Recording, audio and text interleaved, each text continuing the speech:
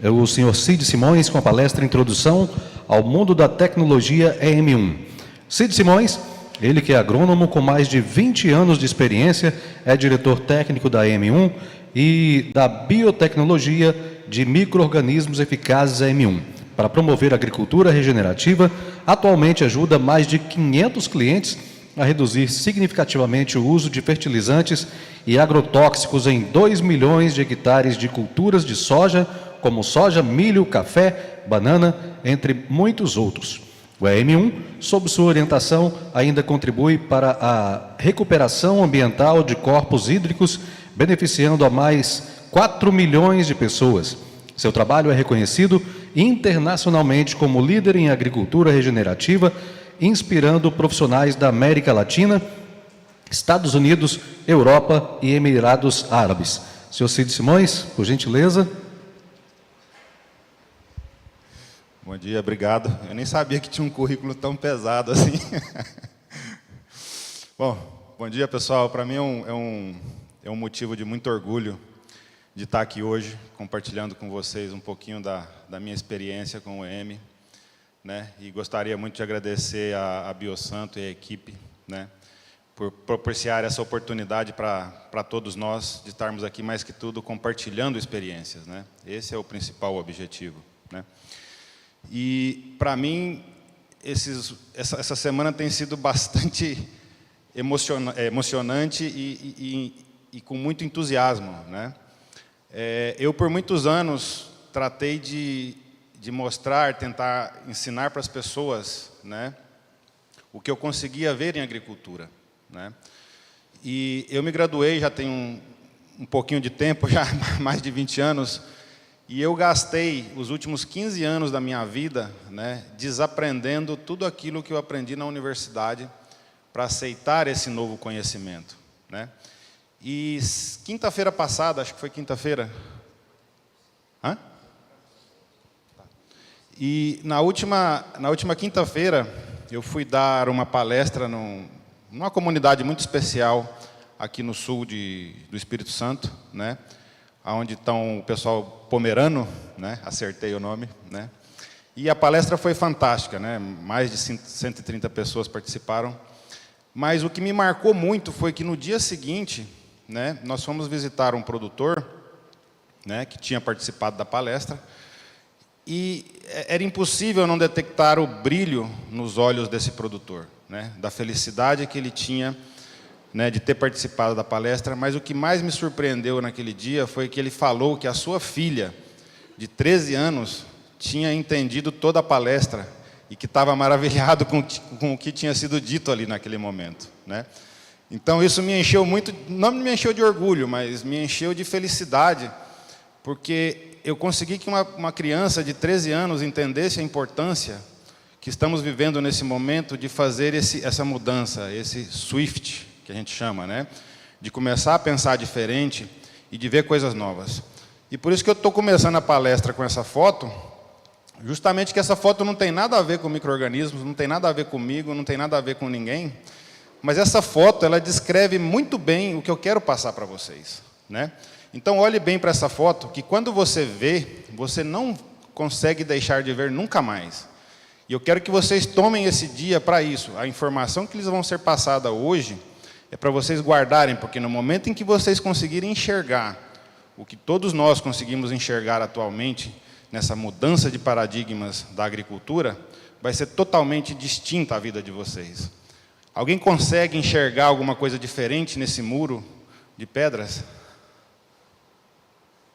Olhem bem para esse muro. Tem alguma coisa diferente nesses blocos aí? Alguém consegue identificar algo diferente nessa foto? Hã? Olhe bem.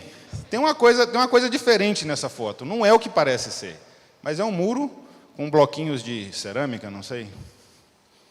Alguém conseguiu ver? É importante que vocês enxerguem. Pode falar o que vocês estiverem vendo aí, não é? Não tem problema. Não, continue. Também não. Eu falei, não tem nada a ver com bactéria, não tem nada a ver com micro-organismo, não tem nada a ver comigo, com a Biosanto, com ninguém aqui. Mas se você conseguir ver você nunca mais vai deixar de ver. Não. Nessa parede, quando você vê, você não consegue deixar de ver nunca mais.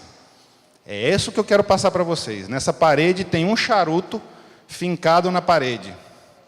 Todo mundo sabe o que é um charuto? Um cigarro grandão? Vou ajudar vocês. Conseguiram ver o charuto? Viram o charuto? Vou tirar agora, hein? Todo mundo viu o charuto? Ok. E agora, conseguiram ver o charuto?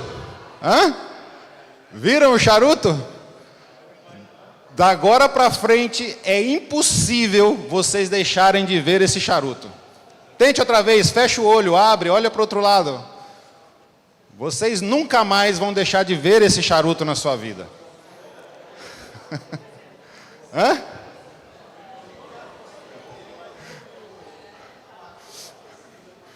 Legal, não é? Pessoal, quem quiser interagir, levanta a mão que eu levo o microfone até vocês, tá bom? Então, hoje eu gostaria de imergir vocês no mundo dos micro-organismos, no mundo da tecnologia EM1, certo? Meu nome é Cid Simões, já me apresentaram aí, sou engenheiro agrônomo, né? E o que eu valorizo mais hoje, no meu mundo profissional, são as experiências e a interdependência que nós temos com todos vocês, inclusive com os nossos produtores. Então, antes de imergir vocês nesse mundo, né, e segurem-se na cadeira, porque vai ser uma viagem muito bacana, né, eu vou começar com um videozinho de 6 minutos, tá? Então, por favor, não durmam.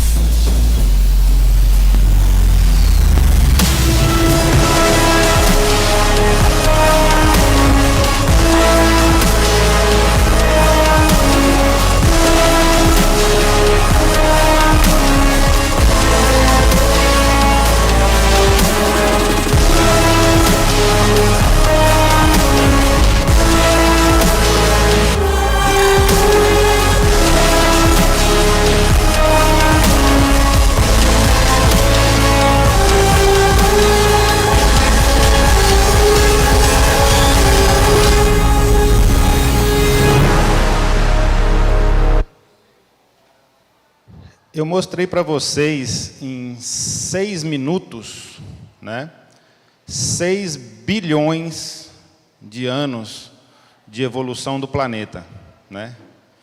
E se a gente considerar ou criar uma escala desses 6 bilhões de anos de evolução, né, em tempo, né, e pensar que não importa, assim, independente de qualquer credo religioso ou qualquer coisa, se viemos de Adão e Eva, ou da evolução, ou de Deus, né, houve um grupo especial de criaturas que chegaram no planeta primeiro, né, e permitiram a criação de toda a vida, né? E esse grupo especial são os micro-organismos, que estão presentes até hoje e fizeram parte de toda essa evolução, né? E se você colocar o ser humano nessa escala evolutiva, né, se nós criarmos essa escala de 6 bilhões de anos e colocar a existência dos seres humanos nessa escala, né, vamos dizer aí, vamos exagerar, 5 mil anos, vai, né, 5 mil anos dentro de 6 bilhões é praticamente nada, correto? E depois, se a gente colocar dentro da escala dos 3 mil anos, na escala de 6 bilhões, a agricultura moderna, é praticamente insignificante, né, o que nós estamos vivendo hoje, né? E isso eu digo pelo seguinte, né, se eu for em qualquer lugar desse imenso Brasilzão e coletar um punhado de terra, né, e colocar na minha mão, o que vocês acham que eu posso encontrar num punhado de terra? Né? Vocês já tiveram ideia disso? O que eu posso encontrar dentro de um punhado de terra? Né? Então comece a se assustar. Eu posso encontrar mais de 50 quilômetros de raízes de fungos, que são chamados micélios. 50 quilômetros de raízes de fungo em um punhado de terra. Eu vou encontrar mais de 100 mil células de protozoários, de mais de 100 espécies. Né? Eu posso encontrar mais de 10 mil nematóides, né? 10 mil nematóides num punhado de terra. Eu posso encontrar, né, mais de 5 mil indivíduos, incluindo minhocas, ovo de minhocas e qualquer outros desses aí. Né? E quando a gente fala dos micro-organismos, eu estou falando de mais de 100 milhões de bactérias, de mais de 10 mil espécies distintas, num punhado de terra, correto? Eu costumo dizer que se a gente viajar para fora do planeta com um punhado de terra no bolso, a gente consegue colonizar outro planeta, porque existe tanta vida num punhado de terra que chega a equivaler a quase 5 toneladas por hectare, né? E essa galera toda é o grupo mais importante que nós temos hoje no planeta, porque tudo o que nós temos hoje vem do solo, é o que garante a nossa sobrevivência no planeta. E essa galera faz parte de todo esse processo evolutivo, né, do planeta. E por que isso é importante? Porque hoje é o que determina o sucesso ou não nas lavouras, né? Por que eu digo isso? Alguém aqui já fertilizou o seu solo com 5 toneladas de vida? Ninguém nunca fez isso. Mas já fertilizou com o quê? Com ureia, com NPK, já botou 5 toneladas de calcário, mas ninguém nunca fertilizou o solo com vida. E se você for fazer as contas aqui, né, a gente pode chegar a ter mais de 50% do solo em vida. Se você fizer os cálculos de volume e tudo isso, e jogar 5 toneladas dentro desse volume do solo, você pode falar que praticamente 50% do seu solo, da sua análise de solo, seria vida, né? Então, de posse dessa informação, eu sempre me questionei, e questionava a todas as pessoas que eu trabalhava, se nós estamos realmente fazendo a coisa certa, né? Se nós estamos sobrepondo, né, a produtividade versus a lucratividade, né? São perguntas, né, que nos levam, que nos motivam, né? O que nós estamos fazendo hoje, né? Porque quando nós falamos de sistema, né, eu acredito que a agricultura tem tomado um rumo distinto, né? Ou que nós temos sido conduzidos a um rumo distinto, né? Nós queremos ter aquele resultado da cenourinha com a folha muito bonita, né, toda chique, né, igual o cara gosta de ver a lavoura, ou nós queremos ver uma cenourinha produtiva? Para onde nós estamos olhando as nossas culturas, né? Eu me sinto que nós sempre estivemos olhando para o lado errado, né? Por quê? Porque nós fomos conduzidos a isso, a resultados rápidos, né? A resultados que a gente possa ver no campo, ou coisas assim, sendo que tudo está acontecendo no solo, né? Aonde realmente nutre a planta, as raízes, né? Então essa cenourinha é igual às raízes da planta, né? Ela reflete, as folhas simplesmente refletem o que está acontecendo no solo. mas não de maneira que nós possamos ter acesso, né, ao que realmente está acontecendo no solo e aos sistemas produtivos, né? E atrás disso, dessas informações, ainda vem com a gente, né, toda aquela informação que diz, sistemas de produção, sustentabilidade, né, agricultura orgânica, agricultura regenerativa, vamos proteger o ambiente, né? Quando você joga isso numa escala global, é bonito, mas quando você joga isso numa escala de uma fazenda, não é nada legal, porque nós enfrentamos as dificuldades diariamente, né? E o que eu quero dizer com isso? Eu quero dizer com isso o seguinte, que quando você olha para esse panorama de informações da agricultura, né, é como se nós estivéssemos em São Paulo, né, com um mapa do Rio de Janeiro, tentando encontrar um endereço. Ou seja, a gente nunca vai achar esse endereço em São Paulo, né? É você viajar para São Paulo com um mapa do Rio de Janeiro e tentar encontrar um endereço em São Paulo, né? É a imagem do charuto. Existem muitas coisas acontecendo que a gente não consegue enxergar. E existiam pessoas no passado que tentaram mostrar isso para a gente, né? Um deles era Malavolta, né? Então, desde 1980, Malavolta e Ana Primavesi já defendiam, gente, o solo é uma coisa viva, né? Desde 1980, Malavolta dizia, gente, a gente não precisa fazer uma análise nutricional, a gente precisa fazer uma análise elemental, ou seja, considerar todos os elementos que estão presentes na planta, né? E quando nós fazemos isso, temos uma surpresa tremenda, né? Quer dizer o seguinte, quando você analisa os elementos e considera outros nutrientes na planta, você vai ver o seguinte, que praticamente 95% de qualquer planta no planeta, se você considera carbono, oxigênio, hidrogênio e nitrogênio, né, é gás. Somente 5% da planta ou menos são parte mineral. E por que a gente tem fertilizado nossos cultivos com NPK? Né? Não faz sentido nenhum, né? E por que é carbono, oxigênio e hidrogênio 95% da planta? Porque a planta está fazendo fotossíntese para produzir açúcar, né? E qual que é a fórmula do açúcar? Carbono 6, hidrogênio 12, oxigênio 6. A planta é composta de açúcares. Nós sabemos disso, correto? Então faz muito sentido que a planta, em realidade, ela precisa de carbono, oxigênio e hidrogênio. Pá, a revelação, né? Essas pessoas foram taxadas de doidas há muitos anos atrás. O pessoal do plantio direto foi taxado de doido há muitos anos atrás, porque eles queriam justamente manter no solo o carbono, oxigênio e hidrogênio. Quem tem lavoura de café hoje já sabe disso, que quanto menos mexer na terra, melhor é, mais produtiva é a terra, porque a planta está precisando desses negócios, né? Esses são os tipos de informações, né, que não são ensinadas nas universidades. Por isso que eu tive que desaprender tudo aquilo que eu aprendi para aceitar essas informações. O que nós temos que cuidar nos nossos sistemas hoje, né, é carbono, oxigênio e hidrogênio. Quando a gente fala de micro-organismos, fica pior ainda. Quando eu comecei a tentar mostrar para as pessoas que cuidar do solo, que colocar bactérias boas no solo era a saída, eu fui taxado de doido. O pessoal falava, não, mas eu vou jogar bactéria, né, vai contaminar meu solo, né? Você está doido? Tem que jogar bactericida, fungicida, né? E hoje nós sabemos que é a solução. Então já chegou o momento que a gente está discutindo hoje sobre produtos biológicos, né? Então, assim como a evolução daquele vídeo, nós precisamos evoluir nesse sentido, né? Então, o que acontece? Hoje, de posse dessas novas informações, parou de funcionar. Não foi. Aconteceu alguma coisa? Hã?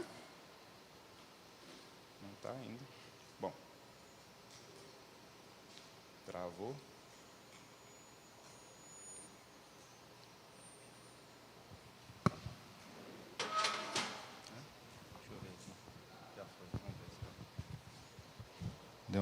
Deu uma engasgadinha aqui. Então, hoje, de posse dessas informações, né, a gente precisa pensar em tecnologias de conhecimento, e não em tecnologias físicas, né? E isso é o que o nosso grupo está fazendo hoje, trabalhando em base a protocolos técnicos, né, com o intuito de investir em nossos parceiros e investir em nossos clientes, nossos produtores, para desenvolver tecnologias de conhecimento. Ou seja, é obter informações que vão fazer a diferença para a gente, né? E quando eu falo de tecnologia de conhecimento e de informações... Travou.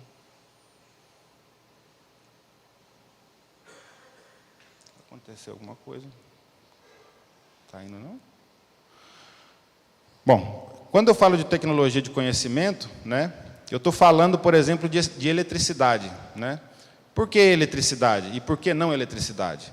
Por exemplo, a folha da planta, ela está fazendo fotossíntese, correto? Se ela está fazendo fotossíntese, ela está trabalhando através de um sistema elétrico. Então, hoje, só para vocês terem ideia, os painéis solares, né, os carros elétricos, né, os condutores elétricos, todos se basearam na fotossíntese. Eles estudaram a fotossíntese primeiro para poder criar esses processos, né? Então, hoje, nós já sabemos que a planta é um ser elétrico, né? Mesmo você cortando uma folha de uma planta, esse campo elétrico, esse campo magnético, permanece na folha. Estamos falando de futuramente fertilizar as plantas com eletricidade? Muito possivelmente, porque a planta é como se fosse uma bateria, né? E se nós começamos a falar de eletricidade, né, a gente pode falar também... Poxa, vai ter que reiniciar. Só um minutinho.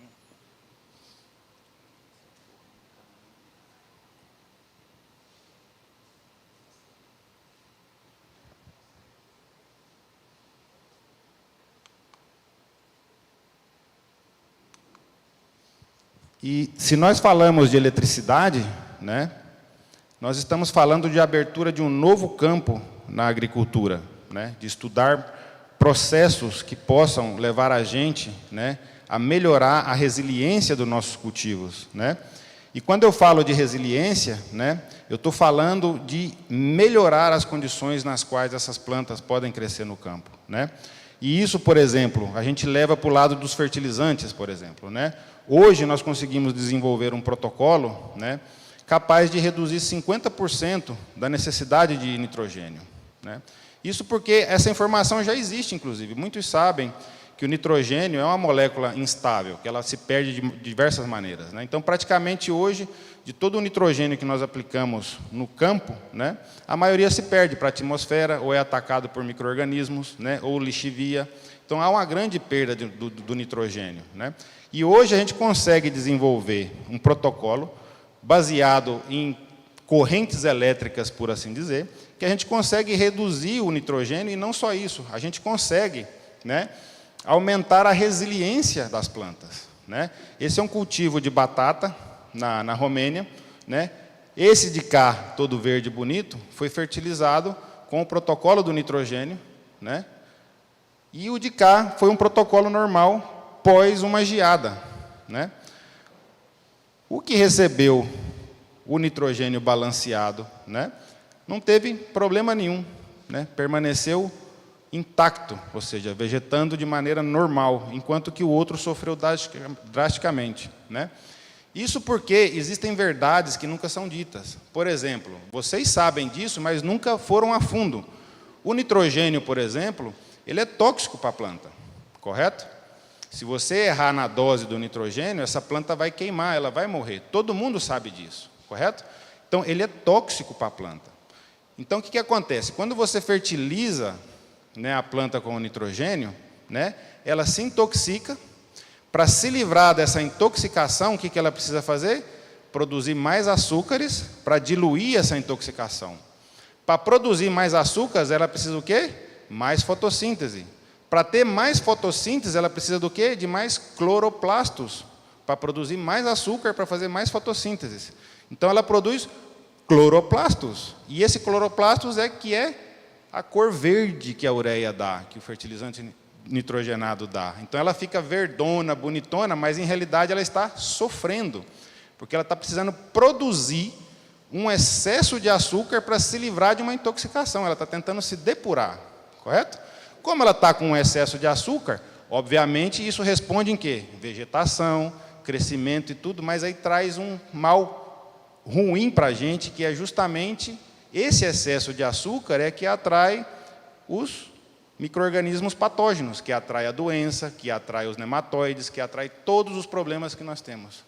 Se você faz um uso racional da ureia, você resolve praticamente 80% dos seus problemas de pragas e doenças, porque a planta, ela deixa de ser atrativa tanto para o inseto quanto para as doenças.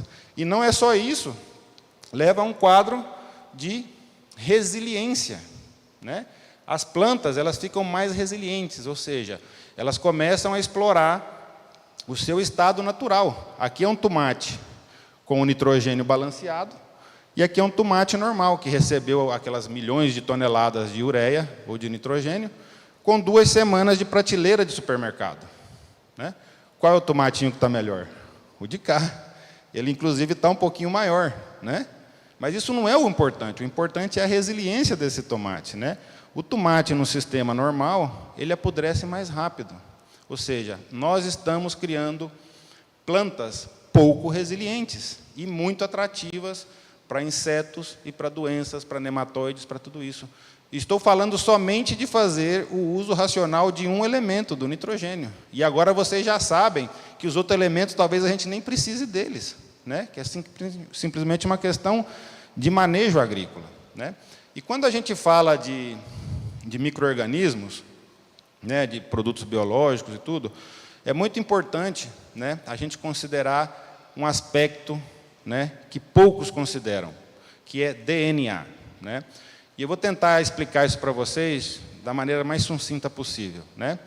Não existe nada igual ao outro, certo? Similar não é igual, certo? Toda a criatura nesse planeta, certo, que tem DNA, tem informação. DNA significa informação. E qualquer organismo que tenha DNA e tem informação, em qualquer momento dessa vida, vai conseguir manipular essa informação. Me explico. Todos nós nessa sala aqui somos Homo sapiens, correto? Temos o mesmo DNA, entre aspas. Pero nossa experiência é totalmente distinta uma da outra, né? Cada um tem a sua própria experiência, mas nós somos iguais perante a lógica do DNA, correto? Mas eu não posso pegar um pedreiro e botar ele para ser um dentista, né? Igual eu não posso pegar um dentista e botar ele para construir uma casa. Então, a experiência é o que conta. O DNA é simplesmente DNA, né? E eu vou colocar isso aqui de uma maneira simples, né, para vocês entenderem, bem didático, né? Por exemplo, vamos transformar o código do DNA num byte de computador, né? Os bytes de computadores significa que uma letra, né, é um byte, correto? Então, 100 bytes igual a 100 kbytes, correto? Todo mundo entende bytes de computador, giga, essas coisas, então fica fácil de entender. Então, por exemplo, um vírus, que é o menor organismo existente atualmente, manipulado com DNA, ele tem 47 megabytes de informação no DNA dele, certo? Com 47 megabytes de informação, eu consigo escrever um livro de 32 páginas. Ou seja, o código de DNA de um vírus, que é a menor criatura, dá para a gente escrever um livro de 32 páginas. O que eu posso contar com 32 páginas? Dá, inclusive, para contar a história de uma vida, correto? Se eu for escrever um livro de 32 páginas, eu conto a história de uma vida, né? O DNA do ser humano, que hoje a gente já sabe que nem humano mais nós somos, né? Porque 43% do nosso corpo é humano. O resto é o DNA de bactérias, de vírus que fazem parte do nosso ecossistema, mas isso aí é uma outra viagem, né? Então, o DNA do ser humano tem 800 megabytes, certo? Com o código do DNA do ser humano, eu posso escrever um livro de 500 mil páginas, certo? Quantas histórias eu não posso contar? Quantas experiências eu não posso gravar num DNA de 500 mil páginas? Por isso, ninguém é igual a ninguém, né? Por isso, não existe um ser humano um igual ao outro, porque cada um pode escrever o seu livro de 500 mil páginas. E isso se chama experiência, né? E quando a gente fala de bactéria, que é o nosso carro-chefe, né? O DNA de uma bactéria tem 3,3 megabytes, ou seja, com o DNA de uma bactéria, eu posso escrever 2.200 páginas. Vocês estão entendendo isso, essa viagem? Ou seja, não existe Ninguém igual a ninguém. E bactéria, produto biológico, é a mesma coisa. Você entendeu? Assim como nós todos somos homo sapiens, ninguém tem a mesma experiência, certo? Então, o que acontece dentro desse mundo é que cada organismo, apesar de ser igual, ele pode acumular experiências, ele pode acumular tarefas, né? E o que é mais interessante disso tudo é o conhecimento que existe e a gente não enxerga, né? Todo mundo é capaz de acreditar que um vírus pode nos matar, correto? O Covid pode nos matar, não é isso? Mas ninguém acredita que uma bactéria pode nos salvar. Já pararam para pensar nisso? Né? O vírus, 32 kB. Uma bactéria, 3,3 megabytes. Quem é mais poderoso? A bactéria. Todo agricultor acredita que um vírus pode acabar com a sua lavoura, mas nenhum produtor acredita que uma bactéria pode salvar a sua lavoura. Interessante, essa informação existe, ninguém nunca viu ela. Entenderam? É o charuto que vocês não conseguiram ver no começo da apresentação, né? É preciso acreditar nisso. Uma bactéria tem 3.300 páginas de informação que pode ser útil para a gente, que pode ser utilizada para a gente nesse contexto, né? E essa grande diversidade de DNA, assim como é a diversidade dos seres humanos, nos leva a uma outra ignorância, que é o nosso estado de interdependência, correto? O dentista, ainda que seja uma pessoa muito bem treinada, ele precisa de um auxiliar para fazer um tratamento de canal. O pedreiro, por mais esperto que ele seja, por mais técnico que ele seja, ele precisa de serventes, senão ele não consegue construir a casa sozinho. E se ele conseguir construir uma casa sozinho, essa casa não vai ser tão perfeita como essa construção que nós estamos aqui agora. Quantas pessoas trabalharam aqui, né? Qual é a interdependência de um simples lápis que está na mão dessa criança que está aprendendo alguma coisa? Já pararam para pensar? O grafite precisa de grafeno, de uma mina que possivelmente está lá na China ou na Europa, né? Que deve ter milhões de pessoas trabalhando para mandar esse grafeno para o Brasil, para ir para a mão da Faber-Castell, sei lá quem faz lápis, né? A madeira que precisa ser produzida por alguém que plantou um pé de eucalipto, para ser transformado em madeira, a tinta que veio de lá. Perceberam o nível de interdependência para chegar a um resultado tão simples quanto um lápis? Né? E tudo isso está focado, né, na manipulação dessas informações. Nós somos totalmente interdependentes uns dos outros. E os micro-organismos no solo, aquela vida no solo, aqueles 5 toneladas, é totalmente interdependente também. E nós precisamos aprender a explorar essa interdependência, né? E aí é onde entra a tecnologia EM nesse processo, né? Muita gente fala, UFC por ml, né? Quantos UFCs eu preciso, né? Aí fala, meu produto tem não sei quantos bilhões de bactérias, né? Não sei o que, barará. Ou seja, aquele conhecimento que nos foi dado do fertilizante, estão trazendo para o biológico, né? E o que é o UFC? Unidade formadora de colônia, né? Todos os produtos biológicos é baseado nisso. E isso é uma tremenda balela. Uma balela por quê? Simplesmente porque uma única célula de uma bactéria pode se transformar em 2 milhões de células em menos de 24 horas. Simples assim. Uma única célula pode se transformar em 2 milhões em 24 horas. Para que eu preciso iniciar com bilhões? Não há necessidade disso. Eu preciso o quê? Garantizar a sobrevivência dessa célula no meio. Se eu garantizo a sobrevivência de uma única célula no meio, né, eu vou ter em menos de 24 horas 2 milhões de células. Daí os cientistas dizem, não, mas então tá. Você precisa de bilhões de células para garantir que uma célula funcione. Ok, então sim. Então eu vou tomar um produto probiótico com bilhões de células, talvez eles sobrevivam ao meu gasto intestinal, ao meu suco, ao ácido do estômago, né? E isso talvez chegue ao meu intestino. Talvez teria sentido aí, né? Mas o que acontece se a gente garante, né, essa sobrevivência no campo. E isso é o que nós fazemos. A garantia dessa sobrevivência no campo passa por um processo de ativação desses micro-organismos. Porque os micro-organismos, eles estão nesse planeta, sobreviveram aos dinossauros, sobreviveram à era gelada, sobreviveram a tudo, e hoje eles estão presentes em todos os lados. Tão presentes que eles são mais de 50% do nosso próprio corpo, né?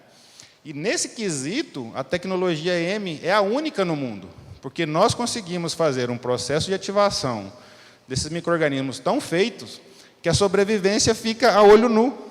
Esses são os micro-organismos do EM, né? E eu não quero aprofundar no que é o EM, tudo isso, porque os palestrantes, os meus colegas aqui, vão explicar para vocês isso muito bem. Mas eu quero que vocês entendam que esse processo de ativação garante não só a sobrevivência dos próprios micro-organismos da tecnologia EM, né, que são basicamente lactobacilos e leveduras, como eles garantem a interdependência no solo. Daí esses resultados fantásticos que nós temos com o EM. É o favorecimento e a garantia dessa interdependência no solo, né? E nisso nós somos muito bons, vocês sabem disso. Todos os que já trabalharam com a tecnologia EM, né, conhecem esse processo de ativação, né? Fica tão fofinho que dá até vontade de comer, né? Mas é isso aí mesmo, porque o EM, né, ele é feito com lactobacilos e leveduras, que são micro-organismos probióticos, né, que foi descoberto pelo Dr. Riga, né, há mais de 40 anos. E o principal efeito do EM, ou a principal característica do EM é a segurança, né? Por quê?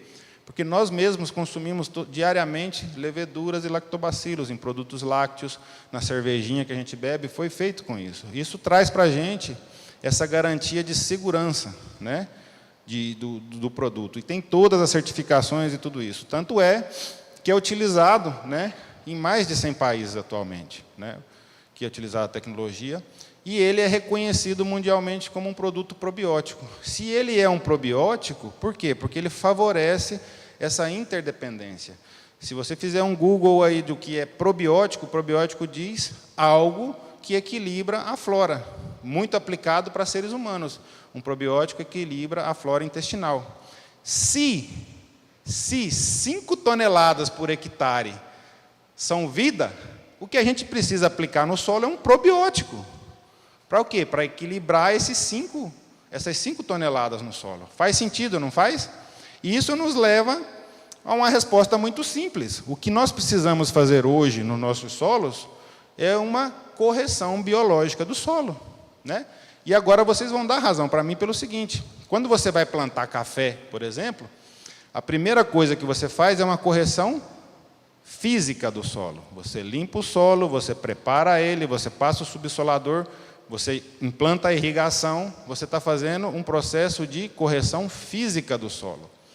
Depois você vem e faz uma correção química do solo, né? Você corrige o pH, corrige a parte nutricional, que hoje a gente já sabe que é mais ou menos ou não, né? E aí você vai plantar.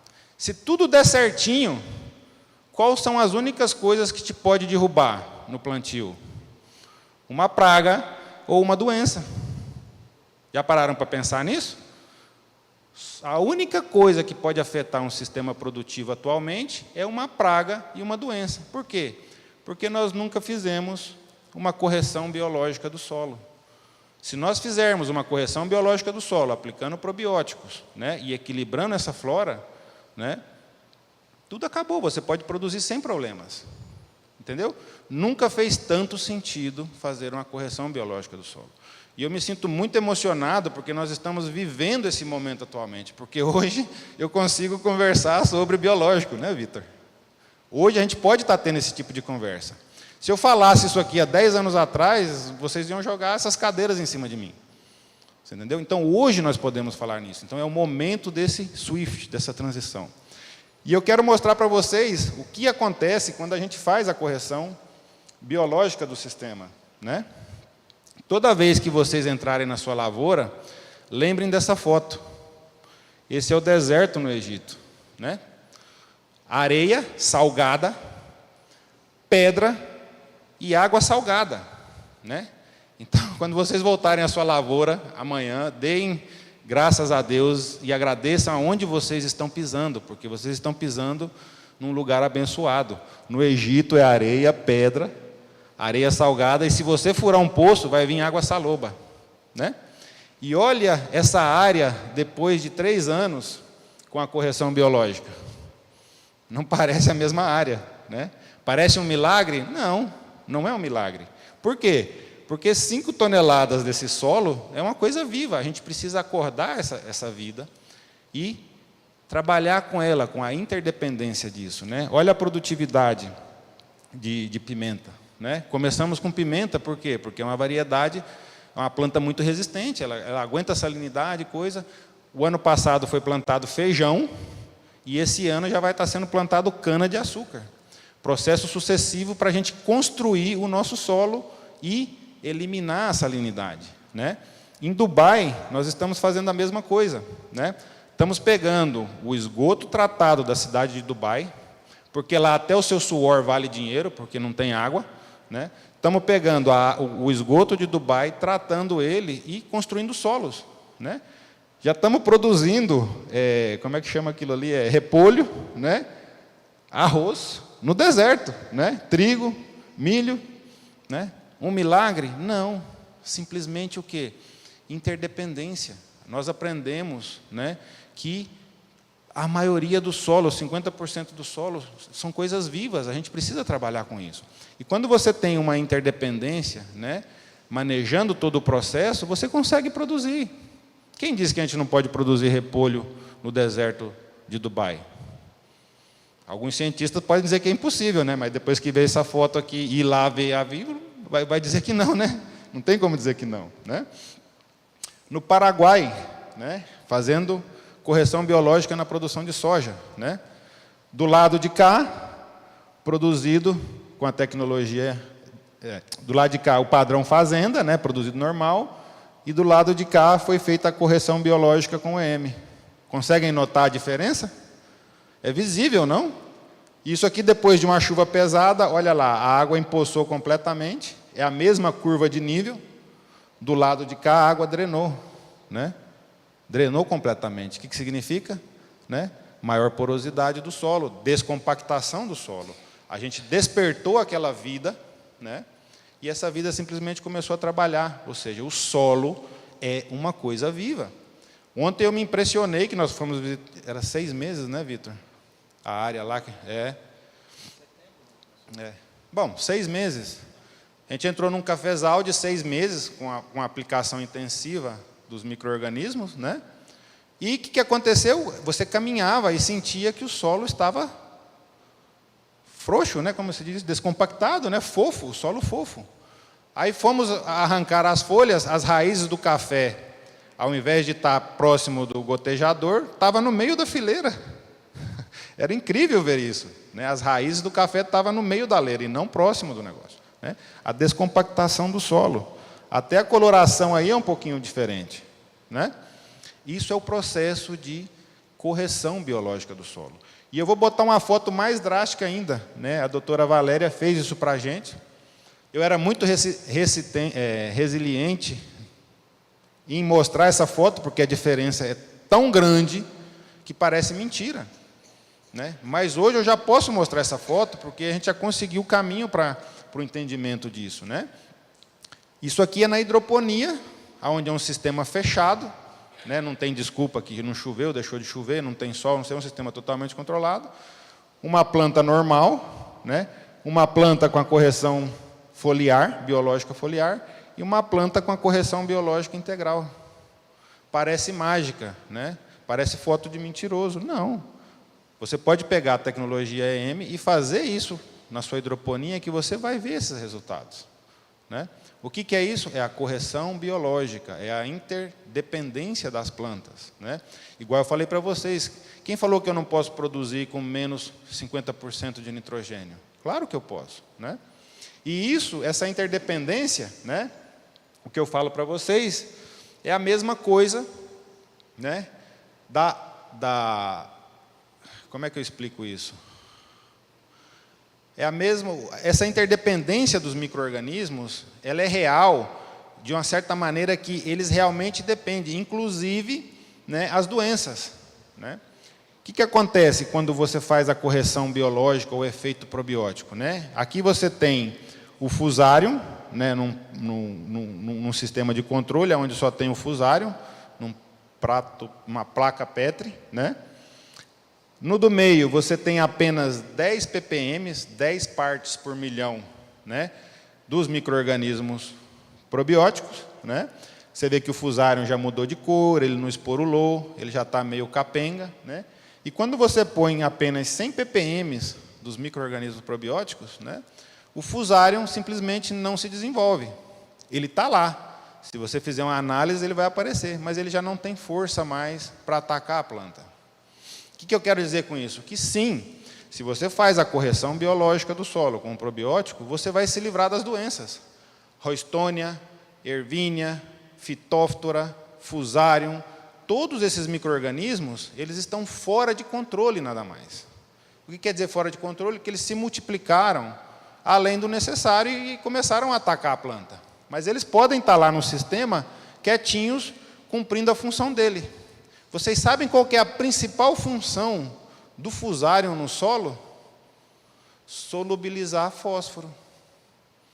Quando você ativa os fusários, que não são o oxisporum, que aprendeu a comer planta, os outros fusários vêm e começam a solubilizar fósforo. Aonde nós fazemos a correção biológica, o fósforo aparece como se fosse milagre, né? Vai solubilizando tudo, né? O que é importante desse gráfico? O importante é o seguinte: você acredita que um vírus pode te matar, mas não acredita que uma bactéria pode te salvar. Isso é fato. Precisa mudar isso a partir de hoje.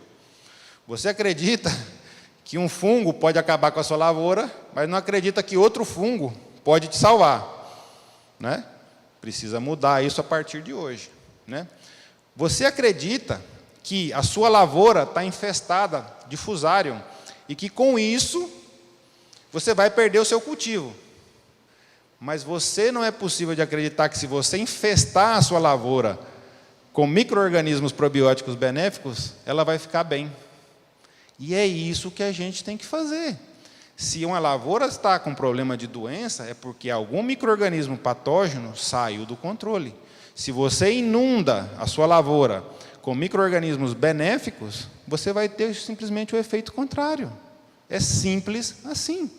A gente precisa fertilizar, por assim dizer, o nosso solo com micro-organismos benéficos. Fazendo essa correção biológica, vai ter tantos micro-organismos benéficos que os maléficos não vão ter mais força para atacar. Isso se chama efeito probiótico, isso se chama correção biológica do solo, né? Então, eu espero que, a partir de hoje, né, todo mundo consegue ver o charuto agora, né? É impossível você deixar de ver ele, né? Por mais que você olhe, você não vai deixar de ver. E essa é a informação que eu gostaria de trazer para vocês. Os próximos palestrantes vão explicar para vocês já mais sobre o que é o IM, como você pode utilizar ele nos cultivos, né? E eu gostaria de agradecer muito a participação de todos, principalmente Vitor e toda a equipe da Biosanto, por permitir esse dia maravilhoso que nós estamos passando hoje e de poder compartilhar todas essas informações com vocês. Muito obrigado.